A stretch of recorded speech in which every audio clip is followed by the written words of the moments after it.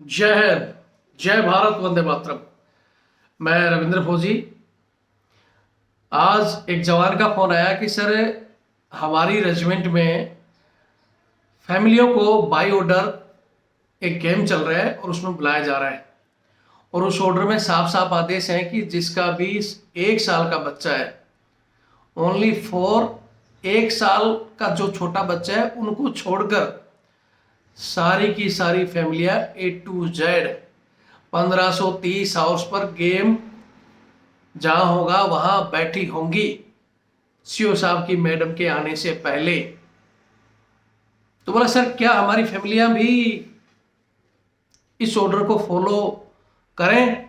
और जो नहीं करता है तो फिर उसमें उसकी जवान की चार्जशीट बनाई जाती है, धमकी दिया जाती है क्वार्टर खाली करने की। यहां सबसे पहले तो मैं बता देता हूं कि गेम एक एंटरटेनमेंट के लिए होता है और वो एक सेना का एक जरूरी हिस्सा है। स्पोर्ट्स जवानों के अंदर एक स्पिरिट भरने के लिए और एंटरटेनमेंट के साथ साथ एक फिजिकल फिटनेस का काम भी करता है। तो जवानों के लिए ये बहुत अच्छा चीज है और ज्यादा से ज्यादा इसमें भाग लेना चाहिए, बहुत अच्छी बात है। यहाँ बात फैमिलियों की है। जो फैमिली है उनके लिए आदेश बाई ऑर्डर वहां बुलाना, फिर वहां आपको पता ही है कि सीओ की मैडम आएगी, फिर सारी फैमिलियां खड़ी होंगी, फिर उसको फौज के लेक्चर देगी वो फैमिलियों को। भाई सब वही ड्रामा फौज की तरह एसएम साहब की फैमिली सबको इकट्ठा करेगी। फिर कई बार तो मैडमों के लिए चेयर वगैरह लगी होती हैं, हमारी फैमिलियां नीचे ही दरियों पे ही बैठती हैं। एक तरह का मतलब दिखाया जाता है कि भाई ओआरस फैमिली का जो स्टैंडर्ड है वो डाउनग्रेड है, चाहे वो पढ़ी लिखी हो या नहीं हो। वो जो अफसर की फैमिली है सीओ की, चाहे उसको एबीसीडी आती हो या नहीं आती हो, दहेज देकर शादी हुई हो, स्टैंडर्ड उसका कुछ भी हो या नहीं हो, लेकिन वह उसका सिक्का चलता है और वो नीचे बैठा के भी उनको लेक्चर दे सकती है, खड़ा करके भी लेक्चर दे सकती है, और नहीं आने पर इन चीजों पर अपने हस्बैंड को बताकर उसके हस्बैंड को पनिशमेंट भी दिला सकती है। बात इस मैटर पर हम करना चाहते हैं कि क्या हमारी फैमिलियों को कोई अलग से पेमेंट दी जाती है, और जो सरकारी क्वार्टर मिलता है फिर उसको क्वार्टर को खाली करने की धमकी दी जाती है। तो मैं पूछना चाहता हूं, जो भी कमांडर है वहां, चाहे वो खुद कर्नल रहा हो, चाहे उसका बाप कर्नल रहा हो, चाहे जनरल रहा हो, क्या किसी भी अफसर ने अपने बाप दादाओं के पैसे से सरकारी क्वार्टर बना के दिए हैं क्या? सारे के सारे गवर्नमेंट प्रॉपर्टी है। जिस क्वार्टर में वो रह रहे हैं वो भी गवर्नमेंट का है, ना तो वो उन्होंने अपने बाप के पैसे से बनाया ना जवानों के लिए। फिर आप कैसे तुरंत आदेश दे देते हो कि क्वार्टर खाली करो? जो पॉलिसी बनी हुई है, जो रूल बने हुए हैं, उससे हटकर मतलब आपकी मैडम की चमचागिरी नहीं करे तो ये आदेश हो जाएंगे। तो ये सरासर गलत है। ठीक है, मैं फिर कहता हूं कि गेम अच्छी चीज है। अगर इंटरेस्ट बहुत सी लेडीज रखती हैं देखने का, तो आप उस ऑर्डर को इतना मेंशन कीजिए ना कि भाई जिसको भी गेम देने की इच्छा है गाड़ी वहां लगेगी और गेम 4 बजे स्टार्ट होगा या आपका 5 बजे होगा। जो भी फैमिलियां इच्छुक है वो आ सकती हैं। ये तो होता है एक तरीका। लेकिन आपकी मैम साहब तो आएगी 4:30 आएगी, 5 बजे आएगी, 6 बजे लास्ट में, लेकिन ओआरस की फैमिली 1530 हॉर्स पर बैठी होंगी और वो आने पर उसका खड़ा होकर स्वागत भी करेंगे। क्यों भाई?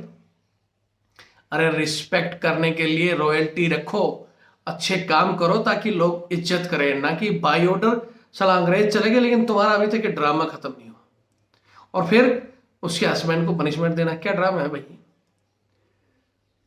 इस चीज को हम अपनी तरफ से भी मिनिस्ट्री ऑफ डिफेंस में, रक्षा मंत्रालय में और प्रधानमंत्री जी के आगे जहां भी होगा कोशिश करेंगे कि हम इस पॉइंट को अलग से उठाएं और इन लोगों का जो ये ड्रामा है, क्योंकि हम लोगों को तो एक कानूनी बेड़ियों में बंधे हुए हैं, हम तो इनके गुलाम हैं ही हैं।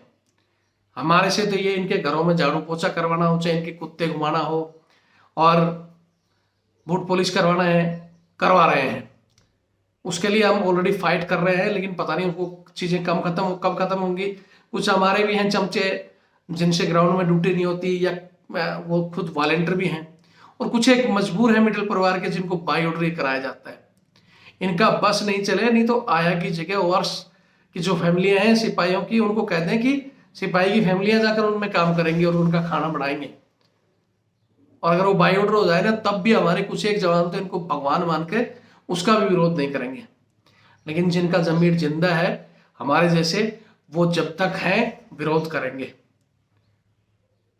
हम फिर कह रहे हैं कि चाहे सुभाष चंद्र बोस की तरह, चाहे हमें भगत सिंह की तरह फांसी लटकना पड़े, लेकिन गलत है, उसका विरोध करेंगे, जब तक जिएंगे, लड़ेंगे और मरेंगे। मैं फिर कहता हूं साथियों को, जवानों को, वीडियो फिर लंबा हो जाएगा, आज मैं ज्यादा कुछ नहीं कहना चाहता हूं। कुछ नहीं कर सकते तो अपनी फैमिलियों को चैनल से जोड़ दो, ताकि आपके पॉइंट वो हमारे तक पहुंचा सके। ये आपका परिवार है ये चैनल, और इस परिवार को जैसे जैसे आप लोग बड़ा करोगे, वैसे वैसे उनके परिवार और उनकी जो तानाशाही है वैसे वैसे खत्म होगी। अभी आपके हाथ में है, आपने क्या करना है। फिर कहता हूं, अगर वो समझदार कोई कमांडर है, इस तरह के घटिया आदेश दे रहा है, कुछ तो ऊपर से जो आदेश आता है उसमें हमारे नीचे बीच में भी मिर्ची लग जाती है, उसको नमक मिर्ची लगा कर बढ़ा दिया जाता है, जैसे कमांडर साहब से, और नीचे आते आते आदेश बदल जाते हैं हमारे खुद के लोगों के। हमारी भी बहुत सी मैंने देखा हूँ फैमिलियों में, मैं सीएचएम की फैमिली, मैं एसएम की, मैं एसए साहब की, क्योंकि कहीं ना कहीं बोलते हैं ना, काजल की कोठड़ी में अगर कोई जाएगा तो कालिक तो लगती ही लगती है। तो उसी तरह इनसे टच होकर वो भी अपने आप को टॉप समझती हैं। अगर वो हमारा वार्स परिवार इन चीज़ों को समझ जाएगा, वो एकजुट रहना सीख जाएगा, तो इनकी औकात नहीं है। बहुत सी फैमिली मेरे उसमें पढ़ी लिखी जो हमारी फैमिलियां हैं, जब वो बोलती है तो बत्ती बंद कर देती है इनकी, और तभी ये धीरे धीरे सुधरी। नहीं तो हमने पहले तो सरेआम ही देखा था कि दरी बैठा दी और उस पर बैठी है, उनकी फैमिली अपने कुर्सी पे मजे ले रही है, वो कर रहे हैं, और वो जबरदस्ती बेचारे बच्चे रो रहे हैं, कुछ कुछ कर रहे हैं, क्योंकि उनके बच्चे खिलाने के लिए तो हैं हमारे जैसे वॉलेंटियर, जो उसी में लगे हुए हैं। खुद के बच्चों को टाइम नहीं है, लेकिन उसके बच्चे को खिला रहे हैं, सब कुछ कर रहे हैं, जिप्सी आ रही है, गाड़ी जा रही है, सब कुछ। समझदार के लिए इतने काफी है। लगता है तो इस वीडियो को शेयर करो, ताकि ये बड़े अधिकारियों और प्रधानमंत्री जी तक पहुंचे, जो सिस्टम अंग्रेजों का है ये बदले। जय हिंद, जय भारत, वंदे मातरम।